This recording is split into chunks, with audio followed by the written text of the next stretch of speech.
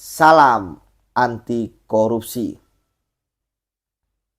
KPK melakukan penggeledahan terhadap rutan yang berada di kawasan kantor KPK. Artinya bahwa ini merupakan suatu hal yang ironis. Tidak pernah terbayangkan penyidik KPK yang biasanya menggeledah suatu kementerian, suatu lembaga, suatu badan, suatu kantor, suatu rumah, suatu perusahaan, suatu gedung, baik itu instansi pemerintah maupun swasta, akhirnya dengan sangat terpaksa mau tidak mau memang harus menggeledah ya rutannya sendiri, karena itu merupakan lokus terjadinya tindak pidana korupsi.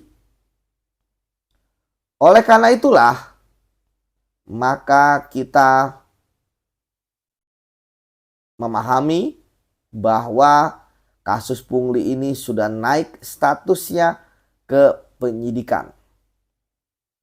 Kurang lebih kalau membaca di berita ada 12 orang ya yang menjadi tersangka. Ya mungkin ini adalah awalnya. Bisa jadi mereka adalah intelektual dadernya. Mereka adalah pelaku utama ya, otak ya di balik skandal korupsi yang melibatkan hampir 100 orang ya pegawai KPK. Oleh karena itulah maka kita harus tetap mengawal kasus ini, bahwa ketika pemberantasan korupsi memang membutuhkan komisi pemberantasan korupsi. Ketika ada pegawai KPK yang melakukan perbuatan yang tidak benar, apalagi korupsi, pertama dia harus dihukum berat, ya, dipidanakan sebagai efek jerah, ya. Kemudian yang kedua, ini adalah upaya bersih-bersih. Karena kita tahu pepatah bahwa lebih baik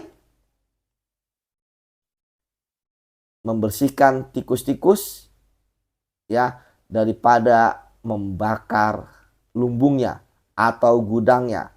Karena dengan berbagai macam skandal yang terjadi di KPK yang kita terus bersuara mengkritisi, karena itu adalah kekuatan kita, karena kita sayang kepada KPK. Pertama, kita ingin KPK tetap eksis memberantas korupsi. Yang kedua, supaya orang-orang yang tidak bersih di KPK harus disingkirkan. Dan yang ketiga, KPK harus terus memberantas korupsi dengan memberikan kabar baik, mereka menangkapi para koruptor, siapapun itu. Itulah yang diharapkan oleh masyarakat Indonesia. Demikian, salam anti korupsi.